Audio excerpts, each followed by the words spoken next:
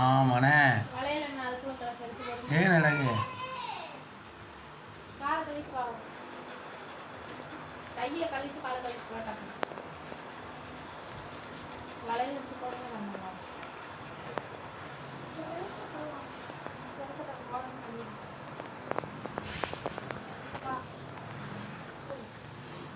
பா பந்தக்கணா பயம் ஓடாத பாரு பாரு